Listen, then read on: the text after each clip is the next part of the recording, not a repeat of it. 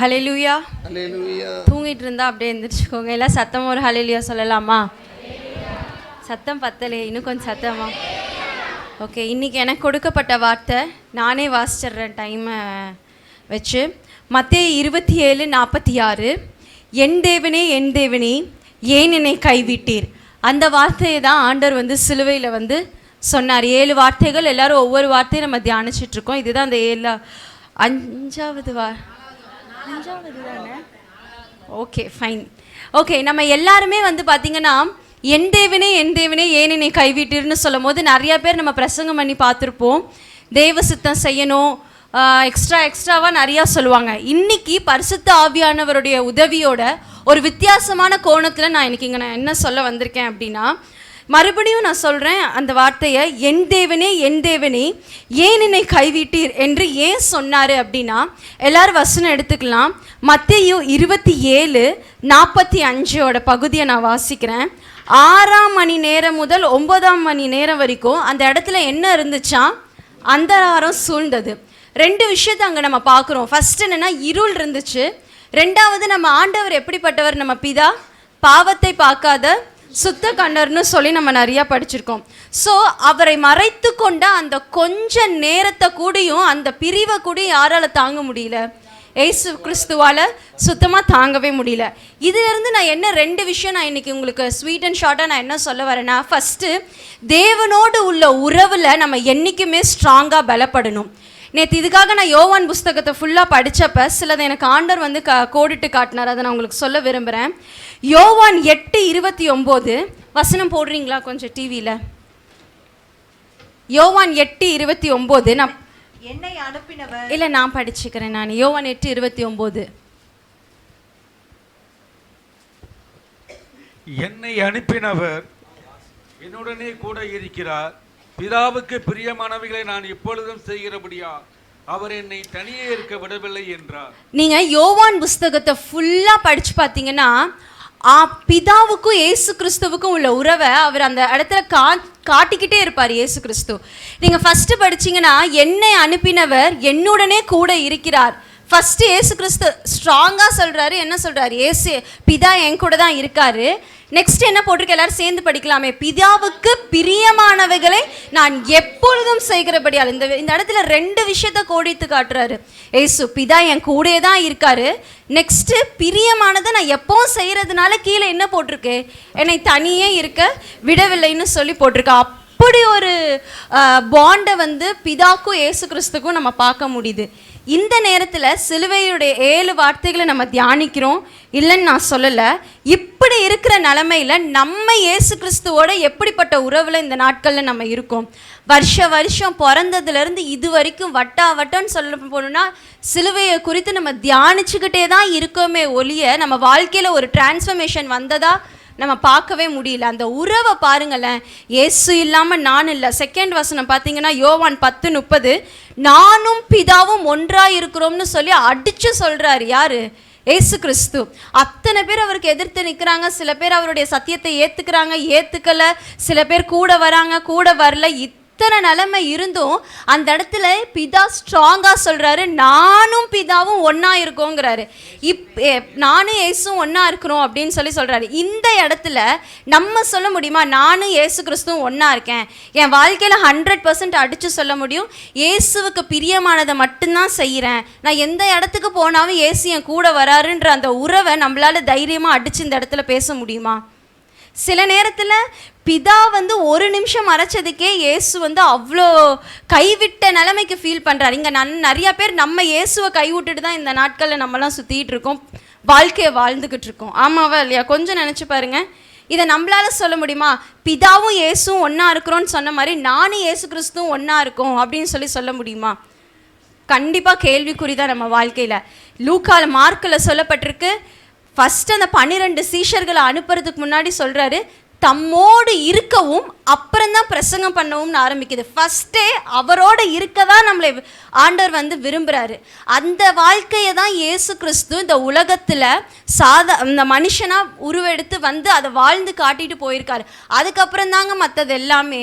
உறவில் கரெக்டாக இருக்க ஆரம்பிச்சிட்டா எல்லாமே கரெக்டாக ஓட ஆரம்பிச்சிடும். இது இயேசு கிறிஸ்துவோட உறவுல நம்ம பார்க்குறோம். உலக பிரகாரமாக ஒவ்வொருத்தரோட உறவுல நம்ம கரெக்டாக இருந்தால் தான் நம்ம போய் செல்ல வேண்டிய அந்த ட்ராவலில் போய் நம்மளால் அந்த டெஸ்டினேஷனை ரீச் பண்ண முடியும்.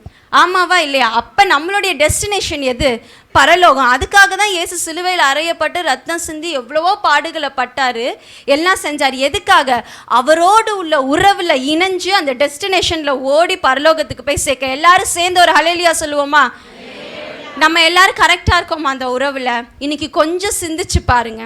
நெக்ஸ்ட் பார்த்தீங்கன்னா, அவரோட உள்ள உறவில் நம்ம கரெக்டாக இருக்க ஆரம்பிச்சிட்டா தேவ சித்தத்தை செய்ய முடியும், அவருக்காக வாழ முடியும். தேவன் என்னை பற்றி என்ன நினைக்கிறாரு, அவர் என்னை பற்றிய உணர்வு என்னங்கிறத கூட ஈஸியாக நம்மளால் கண்டுபிடிக்க முடியும். உறவே இல்லாததுனால தான் எல்லாத்துக்கிட்டையும் போய் தலையை கொடுத்து இது தேவ சித்தமா, இந்த பொண்ணை நான் முடிக்கிறது தேவ சித்தமா, இந்த வீட்டை நான் மாற்றுறது தேவ சித்தமா, நான் இதை பண்ணுறது தேவ சித்தமா, அதை பண்ணுறது தேவ சித்தமான்னு சொல்லி உள்ளுக்குள்ளே இருக்கிறவரை மறந்துட்டு உள்ளுக்குள்ளே இருக்கிறவரோட உறவாட மறந்துட்டு தான் நம்ம ஒவ்வொருத்தரையாக போயிட்டு அம்மா பிச்சை போடுங்க, அம்மா பிச்சை போடுங்கன்னு சொல்லி ஒவ்வொருத்தருடையாக நம்ம ஏங்கிட்டு இருக்கோம். உள்ளே இருக்கிற உறவோட கரெக்டாக முட்டியை முடக்கி போட வேண்டிய இடத்துல போட்டு கேட்க வேண்டிய இடத்துல கேட்டோன்னா எல்லாத்தையும் அந்த உறவு கரெக்டாக இருந்துச்சுன்னா எல்லாமே கரெக்டாக என்ன ஆகும்? மெயின் கரெக்டாக இருந்தால் தானே எல்லா இடத்துலையும் சப்ளை போகும். மெயின்லேயே பிரச்சனைனா எங்கே நமக்கு கரண்ட்டு கிடைக்கும்? ஆமாவா இல்லையா? அப்போ மெயின் எங்கே? இயேசுவோடு உள்ள உறவில் நம்ம என்ன பண்ணணும்? கரெக்டாக இருக்கணும். ரெண்டாவது பிரசனம். ஃபஸ்ட்டு பிரசனம்னா என்னன்னு எல்லாரும் தெரிஞ்சுக்கோங்க. அவரது முகம், தேவன் கூட வருவது, அவரது பார்வை நம்மேல் இருப்பது, பாவமும் தீமையும் இல்லாத இடம். அதனால தான் பிதா ஒரு நிமிஷம் முகத்தை மறைச்சப்ப அவரால் தாங்க முடியலையாம். கைவிட்ட நிலைமைக்கு அவர் ஃபீல் பண்ணாரு. தேவன் கூடவே இருக்கிறது. ஏன்னா நம்ம இப்போ படிச்சோம்ல, பிதாவும் நானும் ஒன்னா இருக்கிறேன்றார். அந்த பிரிவை கூட அவரால் தாங்க முடியல. அவருடைய பார்வை அவர் மேலே இருந்துக்கிட்டே இருந்துச்சு. நம்ம யோவானை தயவு செஞ்சு வீட்டில் போய் படிச்சு பாருங்க. அந்த மாதிரி ஒரு பிணைப்பை நம்ம எங்கேயுமே பார்க்கவே முடியாது. அதனால தான் கொஞ்ச நேரம் அந்த தேவ பிரசனம் விளங்கும் போது அந்த உறவு கொஞ்சம் அவர் மறைக்கும் போது அவரால் தாங்க முடியாமல் கைவிட்ட நிலைமைக்கு அவர் ஃபீல் பண்ணார். யோசிச்சு பாருங்க, பிரசனமே இல்லாமல் வண்டி ஓடுது, ஜெபிக்கிறதே இல்லை, வேதத்தை வாசிக்கிறதே இல்லை, சும்மா வாமான்னு கை வீசிட்டு சர்ச்சுக்கு வர்றது. என்னைக்கு நம்ம ஜெபிச்சிருக்கோம் நம்ம வாழ்க்கையில்? என்னைக்கு நம்ம முட்டையை போட்டு முடக்கி உறவை ஏற்படுத்திக்கிட்டு இருக்கோம்? ஆனால் பின்னாடியே தான் போயிட்டுருக்கோம். முன்னாடி வந்ததா வாழ்க்கையில் சரித்திரமே கிடையாது. என்னைக்கு நான் நல்லா யோசிச்சு பாருங்க, நான் முட்டி போட்டு ஜோம் பண்ணி நான் தேவ பிரசனத்தை உணர்ந்து அவரோட உள்ள உறவுல ஒரு திருப்தியாய் என்னைக்கு எவ்வளோ நாள் ஆச்சு நம்ம ஜெபிச்சு எந்திரிச்சு சொல்லி பாருங்க. ஆனால் சர்ச்சுக்கு வரோம், பைபிள் வாசிக்கிறோம், எல்லாம் பண்ணுறோம். பரலோகத்துக்கு வருவோமாங்கிறத யோசிச்சுக்கோங்க. அடுத்து இன்னும் ஒரே ஒரு விஷயம் நான் சொல்ல ஆசைப்படுறேன். ஒரு பெஸ்ட் எக்ஸாம்பிள் 2 பேர்த்த எடுத்துக்கிற தாவீது. நான் ரொம்ப வசனம்லாம் நான் எடுக்கல. தாவீது ஒவ்வொரு விஷயத்தையும் கேட்டுதாங்க செய்வார். நீங்கள் 2 சாமுவேல் எடுத்து படித்து பாருங்க. அவனை போய் நான் பிடிக்கிட்டா எஸ் ஆண்டவரேன்னு கேட்பார். போடா முசுக்கட்டை பூச்சிகள் நடுவில் போ, கரெக்டாக நீ பிடிப்பேன்வார். ஒவ்வொரு யுத்தத்துக்கும் போகும்போது கேட்டு கேட்டு கேட்டு கேட்டு அந்த மனுஷன் செய்வார். எல்லா யுத்தத்துலேயும் வெற்றி மட்டும்தான் பெற்றார். நம்ம ஆண்டவர்கிட்ட கேட்கறது இல்லை, கூட இருக்கிறவன்ட்டையும் யார் யாரெல்லாம் நம்மளை கவுத்து போடுவானோ அவங்ககிட்டலாம் போய் கேட்க வேண்டியது, அவங்க கிட்டலாம் போய் எல்லாத்தையும் சொல்ல வேண்டியது. ஆனால் தாவீது அந்த இடத்துல ஒவ்வொரு விஷயத்தையும் கேட்டு கேட்டு கேட்டு கேட்டு செஞ்சதுனால தான் அவருடைய ராஜ்யபாரம் ஸ்திரப்பட்டது. ஈவன் அவர் பாவம் செஞ்சப்ப கூடயும் எப்படிங்க டக்குன்னு அந்த உணர்வு வந்திருக்கும்? அத்தனை பேர் யோசிச்சு பாருங்க. அரண்மனையில் ஒரு ராஜாவா உட்காந்துருக்காரு. நாத்தான்வேல் சொல்றான், நீ தான் அந்த ஆள் அப்படின்னு சொல்லும் போது எப்படி டக்குன்னு விழுந்து பணிஞ்சிருக்க முடியும்? உறவை மெயின்டைன் பண்ணிட்டே இருந்ததுனால தான் ஒருத்தரை நம்ம கஷ்டப்படுத்திட்டோங்கிறத டக்குன்னு உணர்ந்து ஆண்டவர்கிட்ட என்ன பண்றாரு? மன்னிப்பு கேட்டு அதுல இருந்து வெளியே வராரு. இன்னைக்கு நம்ம எந்த நிலைமையில இருக்கோம்? அடுத்து பார்த்தீங்கன்னா பிரசனத்துக்கு ஒரு பெஸ்ட் எக்ஸாம்பிள் மோசே. யாத்ராகமம் 33:11 சொல்லியிருக்கு. ஆண்டவர் சொல்றாரு, என் சமூகம் உனக்கு முன்பாக செல்லும்னு ஆண்டவர் சொல்லிட்டாரே, வார்த்தை தான் வந்துருச்சேன்ட்டு அவர் போல அந்த இடத்துல மோசே பிடிச்சிக்கிறார் ஆண்டவரை. நீங்கள் முன்னாடி வரலன்னா நான் போகமாட்டேன் ஏசப்பா, நீங்கள் வரலன்னா நான் போகமாட்டேன் ஏசப்பா. நம்ம அப்படி இருக்கோமா? நீங்கள் என் கூட வரலன்னா நான் அந்த இடத்துக்கு போக மாட்டேன் ஆண்டவரே, நீங்கள் இல்லைன்னா நான் அதை செய்ய மாட்டேன் ஆண்டவரே. உங்களுக்கு அது பிடிக்கல, அதனால அவன் கோச்சிக்கிட்டாவும் பரவாயில்ல, அவன் என்னை விட்டு போனால் பரவாயில்லன்ட்டு நான் பண்ண மாட்டேன் ஆண்டவரே. ஏன்னா அது உங்களுக்கு பிடிக்கல, நம்மளால ஸ்ட்ராங்காக சொல்ல முடியுமா? சர்ச்சுக்கு வரதுக்கே அழுக வேண்டியதாக இருக்குது. அதுதாங்க உறவு. சிலுவையில் ஆண்டவர் நமக்காக அடிக்கப்பட்டார், எல்லாம் ஓகே. அந்த உறவை எப்படி மெயின்டைன் பண்ணுறது? இந்த மாதிரி விதத்தில் தான் நம்ம மெயின்டைன் பண்ணி ஆகணும். ஒரு விஷயத்தை நான் சொல்லி முடிக்க ஆசைப்படுறேன். அவருக்கு இருந்த சிலுவை பாடுகள், வேதனைகள், வலிகள், கஷ்டங்கள், உடம்பு வலிகள் எல்லாவற்றை விட உறவு ரொம்ப முக்கியங்கிறத அந்த இடத்துல நம்ம பார்க்க முடியும். நம்ம நிறையா பேர், உங்களுக்கு ஹிஸ்ட்ரிலாம் தெரியும், தொங்கும் போது ரத்தம் வந்து வந்து வந்து கடைசியில் தண்ணி வர ஆரம்பிச்சிருச்சுன்னாங்க. இன்னொருத்தவங்க சொல்லி நான் கேள்விப்பட்டிருக்கேன், சண்டே கிளாஸில் கூட நான் சொன்னேன், ஒவ்வொரு மூச்சு எடுத்து விடும்போது ஒரு 1000கணக்கான குண்டூசிகளை வச்சு குத்துற மாதிரி இருக்குமா. யூத்ஸினக்கு அழகாக சொன்னாங்க, இம்மைக்காக மாத்திரம் நம்ம கிறிஸ்துவ மேல் நம்பிக்கை வைக்கிறவர்களாக இருந்தால் மற்றவன் நிலைமையை பார்க்கல நம்ம நிலைமை பரிதபிக்கிற மாதிரி இருக்குமா. யோசிச்சு பாருங்க, அத்தனை பாடுகள் இருந்துச்சு. ஆனாவும் ஒரு நிமிஷம் அந்த கொஞ்ச நேரம் இருள் சூழ்ந்து ஆண்டவர் தன்னை மறைத்து கொண்ட நேரத்தையே அவர் கைவிட்ட மாதிரி ஃபீல் பண்ணாராம். ஆனால் இங்கே நம்ம எப்படி இருக்கோம், உறவையும் மெயின்டைன் பண்ணுறதில்ல, பிரசனத்தையும் ஃபீல் பண்ணுறதில்ல, ஒன்றும் பண்ணுறதில்ல. நம்ம தான் இயேசுவை கைவிட்டுட்டு சுற்றிக்கிட்டு இருக்கோம். யோசிச்சு பாருங்க. அதனால தான் அவர் சொன்னார், என் தேவனே என் தேவனே ஏன் என்னை கைவிட்டீர். பக்கத்தில் இருக்கிறவங்கள பார்த்து சொல்லலாமா, உலகத்தில் உள்ள பாடுகளை விட, பக்கத்தில் பார்த்து சொல்லாமே, உலகத்தில் உள்ள பாடுகளை விட, சத்தமா சொல்லாமே, உலகத்தில் உள்ள பாடுகளை பக்கத்தில் சொல்லுங்க, கைப்பிடிச்சு சொல்லலாமா, தூங்குறாங்க நிறைய பேர், கைப்பிடிச்சு, உலகத்தில் உள்ள பாடுகளை விட அவரோடு உள்ள உறவு தான் ரொம்ப ரொம்ப முக்கியம்.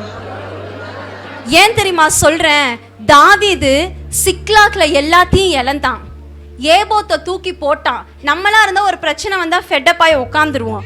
ஆனா தாவீது அப்படி ஆகாம, அவனுக்கு தெரியும் எங்க கை வச்சா எங்க நமக்கு எல்லாம் கிடைக்கும்னு தெரியும். டக்குன்னு ஏபோத்தை எடுத்து போட்டான். தன்னை ஆசாரியன் ரேஞ்சுக்கு அவன் தன்னை உயர்த்திக்கிட்டான். யோசிச்சு பாருங்க, எல்லாரும் கல்லை தூக்கி அடிக்க வராங்க, அந்த இடத்துல ஏபோத்தை தூக்கி போட்டுட்டு ஆண்டவர்கிட்ட கேட்குறான், ஆண்டவர் நீ போ, தொடர்ந்து பின்தொடர்ந்து போ, எல்லாத்தையும் திருப்பிக் கொள்வாயின்னு ஆண்டவர் சொல்றார். நீங்க எல்லாத்தையும் திருப்பி கொள்ளணுமா, நீங்கள் எல்லாமே எப்படி சொல்கிறது, எல்லாத்தையும் பெற்றுக்கொண்டவர்களாய் நிறைவாய் பரலோகத்தில் போய் நிற்கும் போது உண்மை உத்தமுள்ள ஊழியக்காரனை பிரவேசின்னு ஆண்டவர் சொல்லணுமா, அவருடைய உள்ள உறவில் பலப்படுங்க. எப்படி உறவில் பலப்பட முடியும், சபைக்கு வரவதின் மூலம், வேதத்தை வாசிக்கிறதின் மூலம், ஜெபிக்கிறதின் மூலம், அந்நிய பாஷை பேசுகிறதின் மூலம், கொடுத்த வாக்குத்தத்தங்களை அறிக்கை பண்ணுறதின் மூலம், இதனால் மூலியம்தான் அவரோட உள்ள உறவை நம்ம மெயின்டைன் பண்ண முடியும். எப்படி ஹஸ்பண்ட் அண்ட் ஒய்ஃபு அம்மா அப்பா ரிலேஷன்ஷிப்பை மெயின்டைன் பண்ணுறாங்க, பேசி பேசி பழகி பழகி தான். 1 கொரிந்தியரில் வசனம் சொல்லியிருக்கு, அந்த வசனத்தை மட்டும் போடுறீங்களா, அதை மட்டும் நான் எடுத்து, இதை நான் யூத் மீட்டிங்கில் பேசினேன், அதை மட்டும் நான் சொல்கிறேன், எல்லோரும் அந்த வசனத்தை எடுக்கிறீங்களா, எல்லோரும் பைபிள் எடுத்துக்கோங்க. 1 கொரிந்தியர் 1:9, தம்முடைய குமாரனும் நம்முடைய கர்த்தருமாய் இருக்கிற இயேசு கிறிஸ்து உடனே ஐக்கியமாய் இருப்பதற்கு உங்களை அழைத்த தேவன் உண்மையுள்ளவர். எதுக்கு நம்மளை அழைச்சிருக்காரா, ஐக்கியமா இருக்கிறதுக்கு தான். அவர் உண்மை உள்ளவராக இருக்காரு. நான் அடிக்கடி சொல்லுவேன், அவர் உண்மை உள்ளவருங்க, அவர் மாறாதவர். நம்ம தான் உண்மை இல்லாதவர்களாய் சில நேரத்தில் நடந்து கொள்கிறோம், உறவை மெயின்டைனே பண்ணுறதில்ல.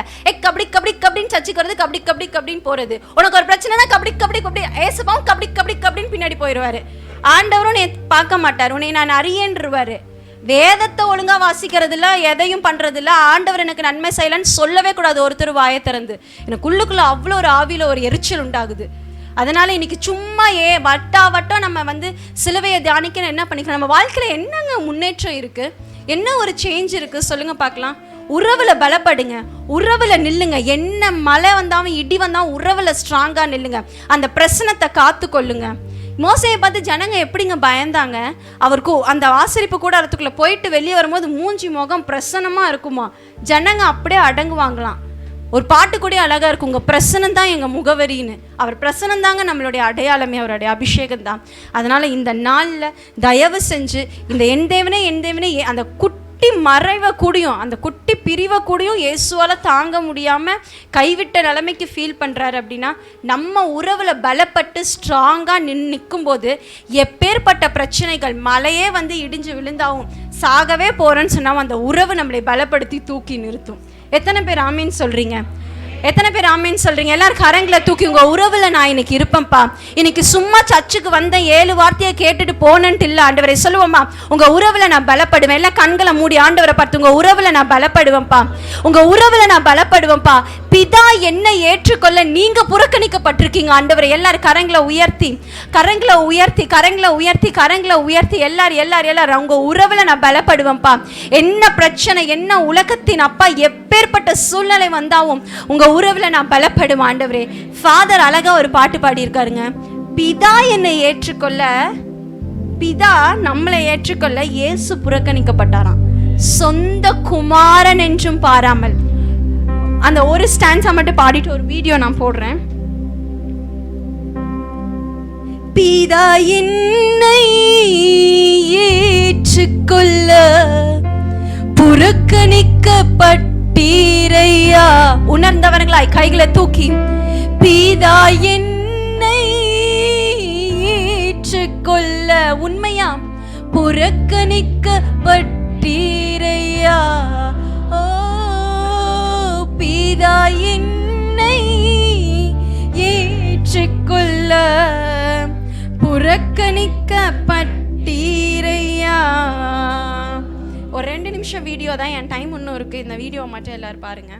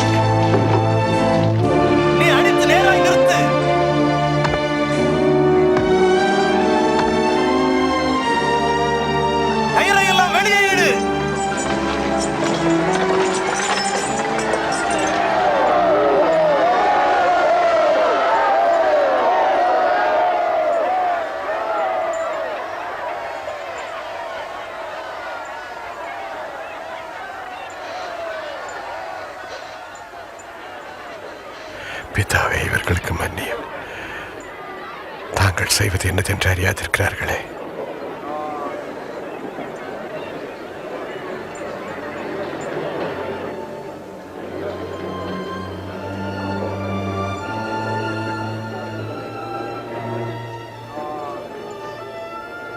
இவன் மற்றவர்களை ரட்சித்தார், இப்போது தன்னைத்தானே ரட்சித்துக் கொள்ளட்டும். நீ மேசியவானால் உன்னை நீயே ரட்சித்துக் கொள். எங்கே சிலுவையிலிருந்து இறங்கி வா. எங்கே உமது அற்புதங்களில் ஒன்றை காட்டு பார். எல்லாத்துக்கும் தெரிஞ்ச வீடியோ தான். ஏன் இதை நான் போடணும்னு நினச்சேன்னா, இந்த உணர்வு நம்ம எல்லாத்துக்குள்ளேயும் வரட்டும். நிர்வாணமாய் அடிக்கப்பட்டார், நம்ம நல்லா இருக்கணும். சும்மா உலகத்தின் நல்ல ஞாபகம் வச்சுக்கோங்க. நல்ல காசு இருக்குது, பணம் இருக்குது, நல்லா நான் வெல் டு டூங்கிறதுனால இயேசுவும் கூட இருக்கிறாருன்னு அர்த்தம் கிடையாது. உண்மையாகவே அவருடைய உறவில் நம்ம நிற்கிறோம் பார்த்தீங்களா, அதுதான் அடையாளங்க. இதை பார்த்துக்கோங்க. ஒவ்வொரு டைமும் நீங்கள் நம்ம மறுதளிக்கும் போது, ஆண்டவரை நம்ம நினைக்காம இருக்கும்போது இதை ஞாபகம் வச்சுக்கோங்க. உங்களுக்காகவும் எனக்காகவும் வேற யாரும் நமக்காக பண்ண மாட்டாங்க, ஆனால் ஆண்டவர் செஞ்சு காட்டிட்டு போயிட்டாரு. எத்தனை பேர் இதை உண்மைன்னு நினைக்கிறீங்க? கரங்களை உயர்த்தி ஒரு அல்லேலூயா சொல்லலாமா? உங்களுக்காகவும் எனக்காகவும். கல்யாணம் ஆனா என்ன, ஆகலைன்னா என்ன? எனக்கெல்லாம் கிட்டத்தட்ட 6 வருஷம் மாப்பிள்ளை பார்த்தாங்க. நான் உறுதியாக நின்ன கட்டினா பாஸ்டர் தான் கட்டணும்னு. ஆனா என்ன, ஆகலைன்னா என்ன? சொந்த வீடு இருந்தால் என்ன, இல்லைன்னா என்ன? காசு பணம் இருந்தால் என்ன, இல்லைன்னா என்ன? உடுத்த ஒரு ட்ரெஸ் இருந்தால் என்ன, இல்லைன்னா என்ன? அவர் கூட இருந்தால் போதும். பரலோகத்தில் போய் ராஜாவா அவரோட பக்கத்தில் இருந்து எல்லாம் இருந்தால் போதும் நமக்கு. கடைசியாக ஒரு நிமிஷம் எல்லாரும் எளிமை நின்று உண்மையாக இந்த வார்த்தைக்கு எத்தனை பேர் அர்ப்பணிக்க போகிறீங்க? உங்களோட உள்ள உறவு தான் எனக்கு முக்கியம். நீங்கள் எவ்வளோ பாவம் செஞ்சுருந்தாலும் பரவாயில்ல, எப்பேற்பட்டவங்களாக இருந்தாலும் பரவாயில்ல, it doesn't matter for God. நீங்கள் என்ன பண்ண போகிறீங்க? அதுதான் ரொம்ப முக்கியம். உறவு தான் ரொம்ப முக்கியம். பிள்ளையே இல்லையா? 100 வயசு சென்ற கலவியான சாராளுக்கு ஆண்டவர் பிள்ளையை கொடுக்க முடிஞ்சிச்சு. தீராத வியாதியா? இந்த பலவீனத்திலையும் பலனை ஆண்டவர் தாங்க கொடுப்பாரு. எல்லாரும் அவர் பிதா நம்மளை ஏற்றுக்கொள்ள இயேசு புறக்கணிக்கப்பட்டார். இது எவ்வளோ பெரிய விஷயம் தெரியுமா? உலகத்தில் உங்களை யார் நேசிச்சா என்ன, நேசிக்கலன்னா என்ன, அவரோட உள்ள உறவில் இருந்து பாருங்க. எல்லாத்தையும் காலுக்கு கீழே கொண்டு வந்து ஏசுப்பா போடுவார். எல்லாரும் கரங்களை உயர்த்தி கடைசியா ஒரு டைம் சொல்லி முடிப்போமா? இம்மானுவேல் இயேசு ராஜா இவ்வளவாய் அன்பு கூர்ந்தீர். எல்லாரும் சேர்ந்து இம்மானுவேல். நான் உறவுல இருப்பேன் ஆண்டவரே. இயேசு ராஜா இவ்வளவு அன்பு கூர்ந்தீர். அன்பே பேரன்பே அவர் தாங்க. ஓ அன்பே பிதா என்னை சொல்லி முடிப்போமா? ஓ பிதா என்னை ஏற்றுக்கொள்ள உண்மையா புறக்கணிக்கப்பட்டீரையா. உண்மையா சொல்லுவோமா? பிதா என்னை